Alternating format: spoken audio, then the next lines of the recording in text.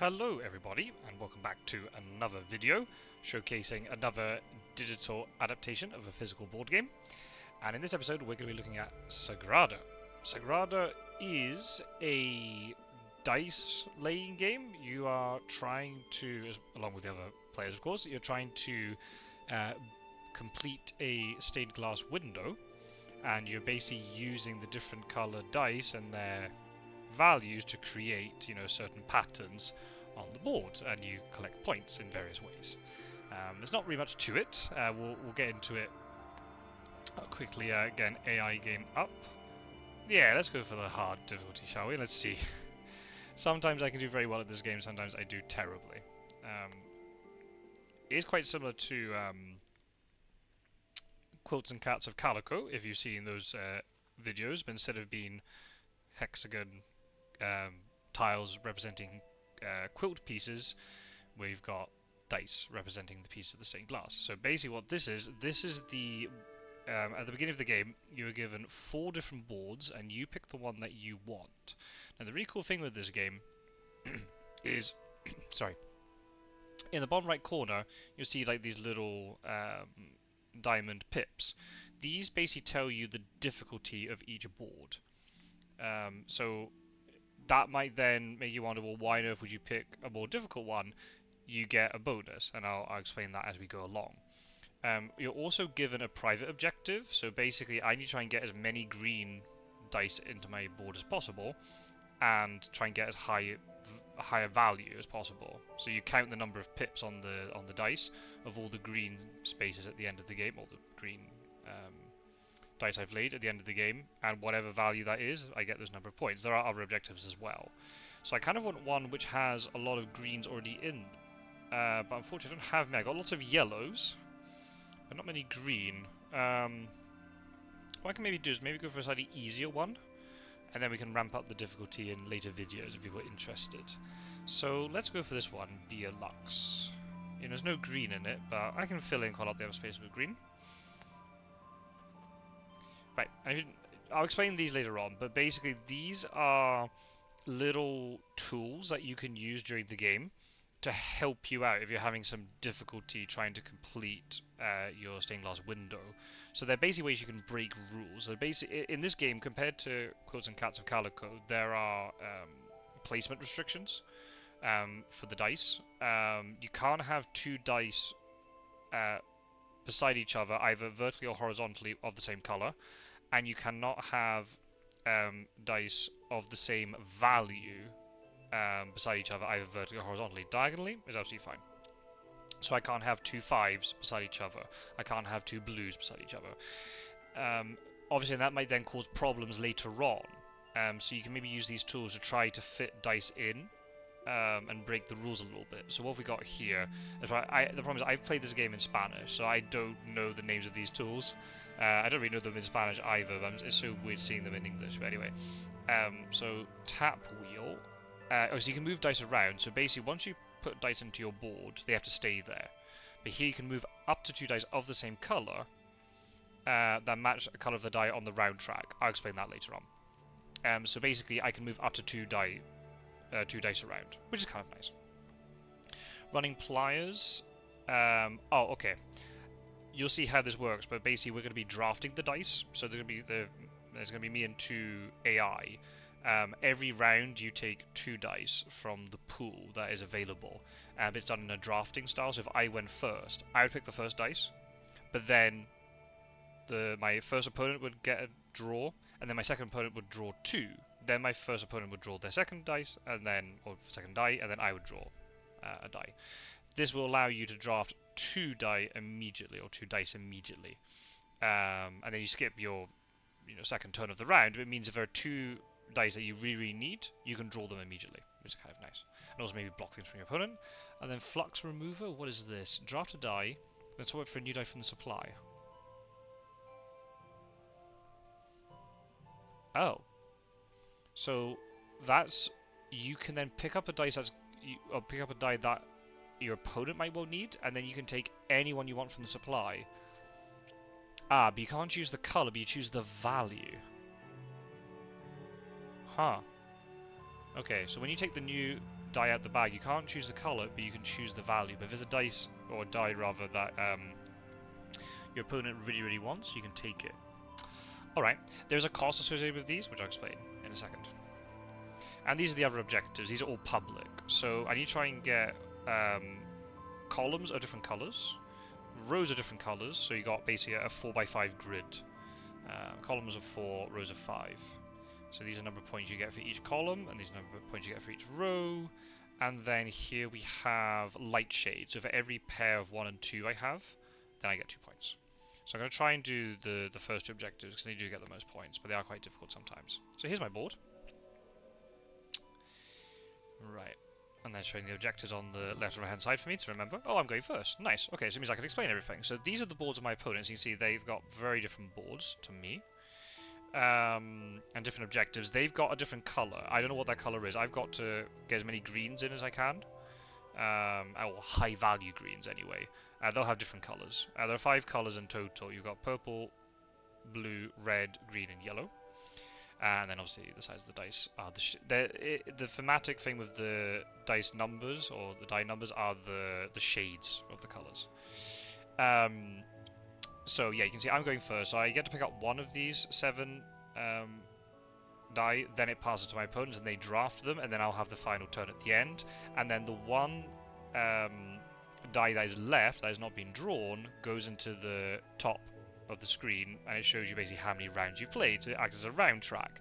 But also there are some tools where you may be able to swap a die from the supply and a die from the round track, which is kind of nice, to be honest. So I get to start the game. So again, very different compared to Quilts and Cats of Calico. You have to build your stained window in a logical way and thematic way. And the way that is done is that you have to pick an outside edge to start first. I can't put a dice, a die immediately in the middle, so I keep pronouncing dice as die all the wrong way around. I know dice is plural and die is singular, but I'm going to get it wrong during the whole game, so you have to get used to it. So I can't take this purple 6 and put it here, for example. I have to start off on the edge, and then once you've put your first die down, you have to build adjacent to any other dice that or any other dice you've got on your board. You can go diagonally, that's absolutely fine. But for example, I can't put a red one in this corner, and then put, I don't know, say another die in the other corner, for example. You have to sort of build from what you've got, which can make it a bit challenging. So I've got a slightly easier board. Let's see, my opponent. Oh no, they've gone for a very easy board with a score of 3. This opponent's got a score of 4. Okay, so they've gone for a fairly easy one. So the reason that the bonus you get if you pick a more difficult board is you get more of these sort of diamond, gem things. At the end of the game, all of these gems are worth 1 point each. So automatically, I've got a 1 point advantage on this opponent of mine, I can pronounce it the Spanish way, Salazar.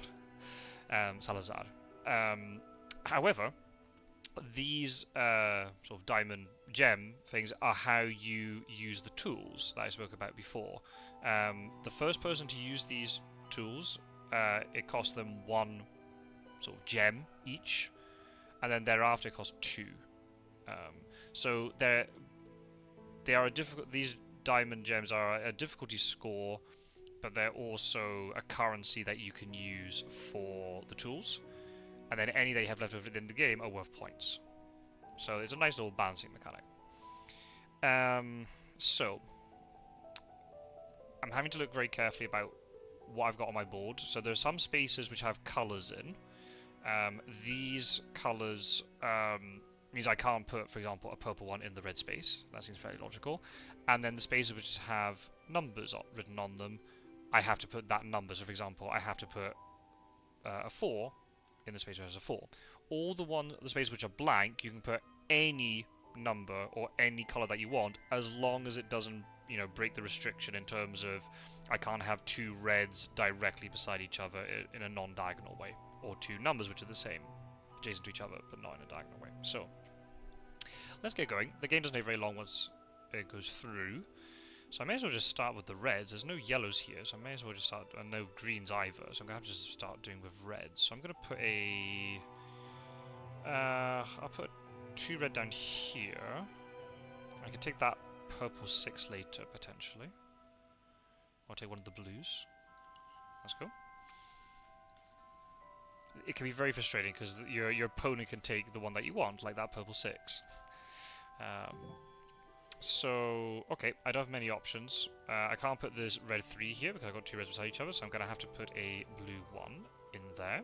That's the only thing I can do. That's literally my only turn. So, there's probably a bad starting position for me. I should have started in the top right corner, had a little bit more options. Sometimes I've had it where you are blocked in your first move and you can't play anything. If you can't pick up a die, because if you pick something and you put it into your board, it will be an illegal move, then you just basically skip your turn. And then any spaces at the end of the game which are not filled with a die, you get -1 point. So you want to try and fill up as much as possible. And obviously then you're foregoing objectives if you're not completing everything. So we'll give it a go. So I'm already halfway to a column, which is decent. So now you see in the next turn, I'm now last in the draft. I get 2 turns in a row. So the 2 things that I really, really want, I can nab them. Green 3 for here would be pretty nice.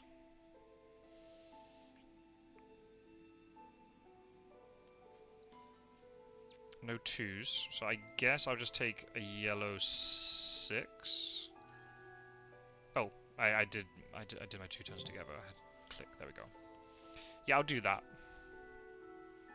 This purple can then... So, I'm not very good at these types of games, but the thing I've kind of realised, kind of instinctively, is you want to try to sort of pair up colours and numbers. So, for example, this purple is going to be a bit of a problem, because it has to be a purple, but it can't be a 1 or 3 or 6. So I've basically eliminated half of the numbers which I can fit here. And then it depends also what this red is that goes on the other side. So we'll see. There's a green 5 here that I'm giving up, which is a bit of a shame. I should probably have thought that one through. But I don't want to have 2 greens in the same column. So based upon the way I started, that's the only thing I can do. Sometimes I have very good games, other times I fail. In person, I have played this quite a few times. Not that I've won any of the games. Yeah, I don't think. Oh. Well, a purple 5 is perfect, so I'll put that there. Can I get a column already? I can get a column already.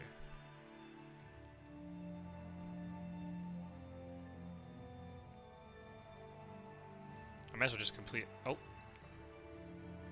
Oh, that's right. I haven't got 2 turns. Yeah, I'll take the purple 5. It's a really nice fit. So you see now, I was second in this round, so I had to wait for, you know, Salazar to go twice, and now it's back to me.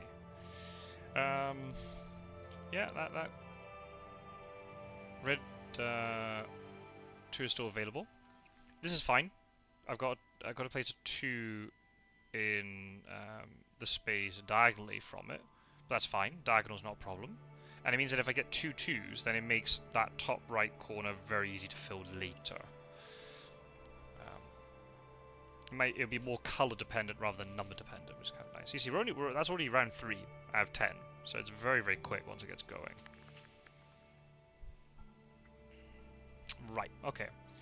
I have some high value greens, so I should really take advantage. So I'm going to take the 6 while it's here. And I might take the 5 green if it's still available on my turn. We'll see. Nope, no, mine's gone. Never mind. Is what it is. Nobody's using any tools yet. Right, okay. So I may as well just put this blue 5 in here to fill up that middle space, and that makes that red one there much easier to do later. So I've already got a column. Looking good for the other columns, which I'm filling so far. So we'll see. I don't know how they came up with these boards and the names of them, if they're actually based on real cathedrals or not. Right, okay. I may as well take advantage and take this green 4 while it's there for my personal objective, because you get a lot of points. So I've already got 13 for that. You don't know the scores until the end of the game, so everything is secret. you can kind of get a good sense of how people are doing, but it's like, you know, classic sort of Euro style game. Everything's secret to the end. And I may as well take this one while it's available. If I try and fill up the restricted spaces first, and it makes it much easier to fill out the rest later. So yeah, I'm gonna do that. So, oh, hang on a minute. Oh, is that screwing me over later? I want to try and get a row which is unique. I can't do that. If I put the purple one in this space... Oh, I have to forego a column if I put a red here. Oh, no, I can't do purple. What other colours are there? Yellow, nope. And green, no. Okay, so that one going in here is actually not a very good move.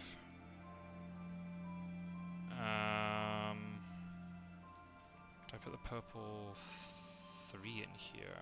Yeah. Yeah. Try and get a purple to fill in that gap later. See, a lot of blues that I've not been wanted, so clearly nobody has a blue objective. That's a lot of high value blues. I will try and showcase one of the tools, but it just depends if I need it or not.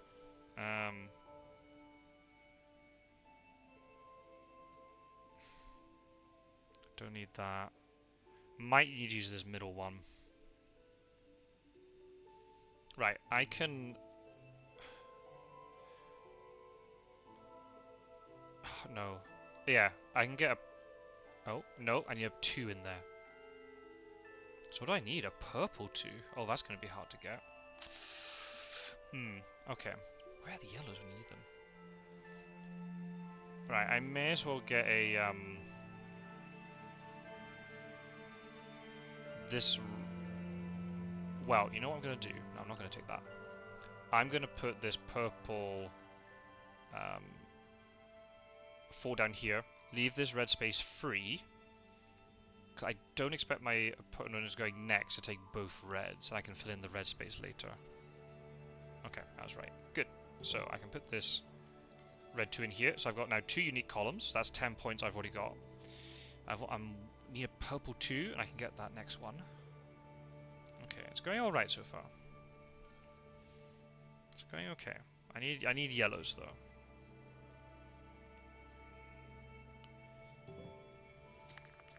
Here's some yellows.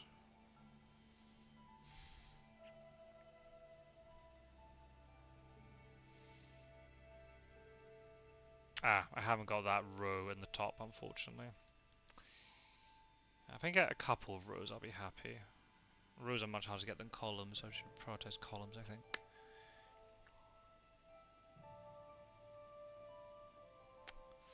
Yeah, let's get that yellow in there.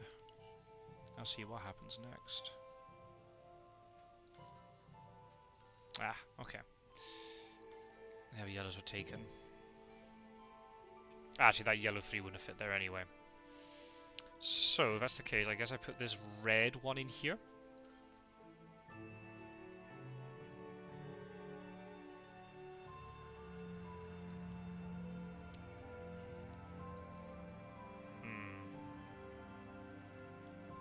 That or the... Oh no, I have to. It's the only thing I can really do. Move up here, perhaps. Oh, goodness, so if I put a red in here... This needs to be a green 1.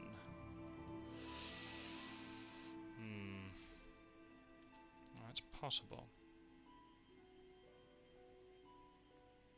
Has to be a purple too. Okay. We'll see.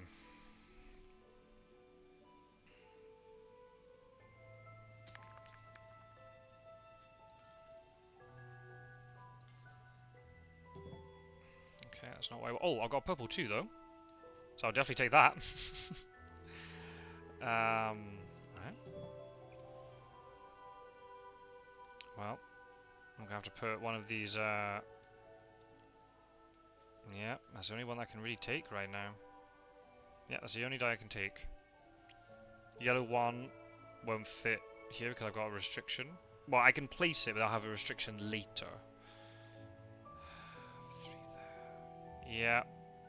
If I put a second 3 in this left-hand side, that makes the bottom left corner very easy to fit. Okay.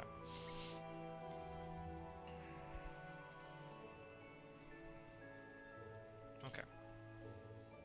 I'm happy to get at least one row. I'd be really happy if that's the case.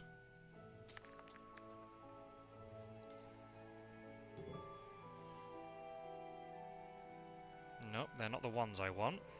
Not the yellows I want either. Ooh, it's gonna be one of those games, is it? Hmm.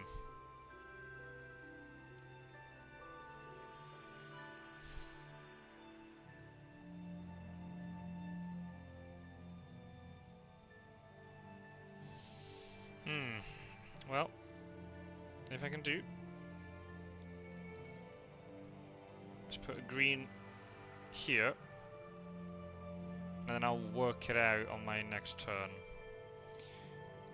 The only downside is when in digital, because the game goes, I play the game much faster, obviously, than in physical. You don't have as much time to sort of ponder your moves. Yeah, so it's telling me I've got no legal moves, so I'm going to have to do some sort of moving around here. Right, if I can undo stuff, so if I place tap wheel, what things can I move? A yellow 6 here.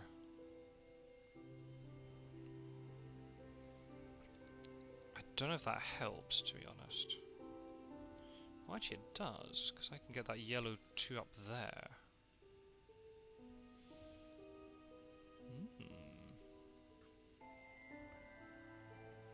What do I need in here? A green 1. Ooh. That's going to be difficult. Well, so at least I have something legal to play. I'm going to have to do that. So you can see what other tools being used. I lost a point because of that, but if it saves me a point at the end of the game, then it's worth it.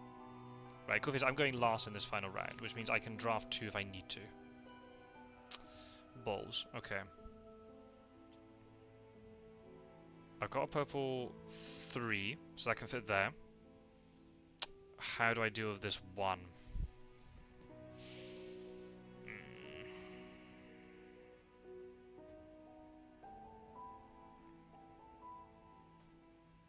I could use flux remover, but the problem is, what happens if I don't get the color I want here? It's so restrictive. I need a green. I've really hemmed myself in with this.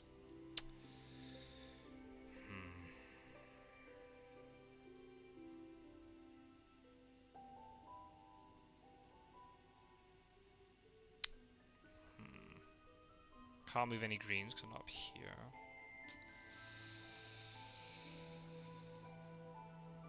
That blue's not going to work. The same colour. I want to do tap wheel. Yeah, I might be having to get a negative point here. I get a collar if I put the purple 3 there. Shit.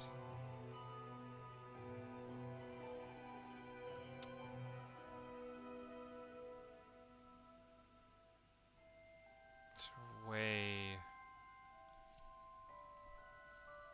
Got all unique columns. I got 20 points from the columns. I might just have to take the hit on the 1.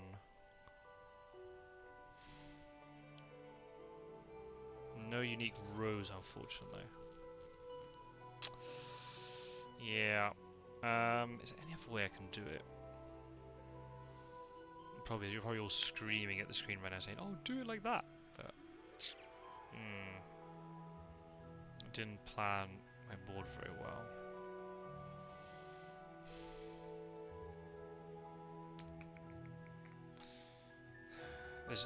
There are some tools that allow you to ignore the shading restrictions, which would be incredibly helpful right now. I wish I could move the 1 and the 5 around, but I can't.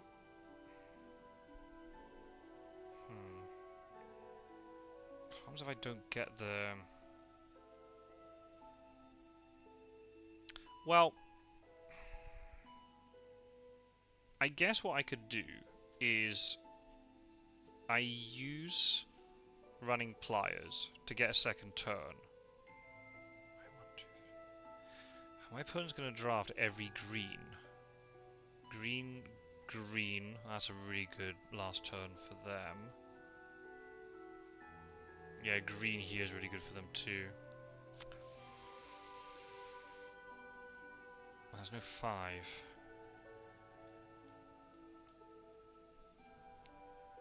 Oh no, that's right. You just draft one from the supply. I guess I just hedge my bets that I can get a green one or a purple one. No, green. I need a green one, don't I? 4 greens, but all the wrong color, the wrong shade. Ooh. Do I go for it? I want the other options. What's it recommending me to do? I move that there.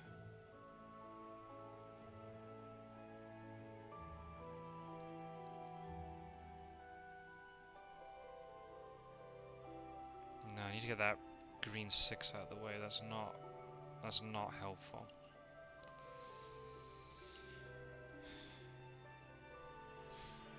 You're not swapping. You have to move into an empty space. That's the problem. There's no greens up here, so I can't move this green around, but it doesn't matter. I guess I just risk it and I go for flux removal. I just hope I get purple. Green rather. Yeah, I just have to try it. I do it on my final turn. And just hope I get it. Yeah, that's all I can do. Yeah. Oh. Oh, okay, good move for Francisco then. Oh, hasn't got a 2. Ah, it's a red one. Ah, why are you here? Yeah, I'm just gonna have to draw this and just hope. Ah, really? Why? Ah, it was a. Wait, can I not choose the? Wait a minute.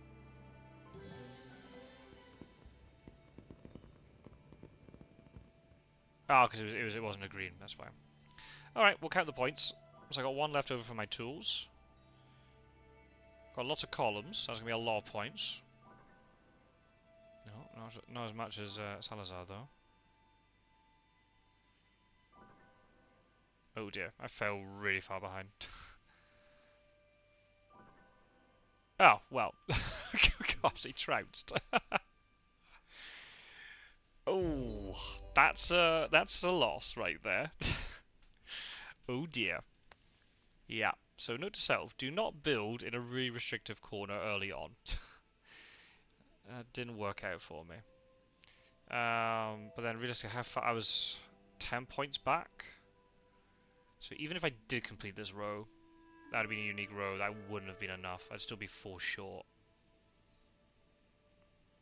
Well, I would have filled in the gap, so I'd be 3 behind then, if that's the case. So yeah. Oh, would I've had another shade or another? Yeah, I would have had another 2 points from the bottom objective. Oh, and I would have had a green, so I would have tied. Ooh, so it wouldn't be enough to win. I don't know what the tiebreaker is then in that situation. Is it based on your personal objective, or is it based upon the number of tiles that you're like missing, and the lowest wins? Ooh, right. I got trounced. Clearly, I need to improve. But there you go. That's Sagrada. So now you know what it's all about. So I hope you like this video. Feel free to leave your comments below, and I will probably record more of these and upload them during the summer months when I know I'm going to be on hiatus, but I can record lots of little videos like this in advance and upload them for you. So yeah, if there's anybody out there who is a Sagrada player and wants to play me, then feel free to send me a message on Discord, or I'm in the people who made this game. Where are they? Dire Wolf, I think. Remember rightly? Yeah, Dire Wolf. I am kind of in that Discord a little bit, so you'll be able to find me one way or the other. So thank you for watching, folks. And if you do end up playing this game because you've seen it here, then good luck building all your stained glass windows. And I'll see you in another video very soon. Take care, everybody. Thank you for watching.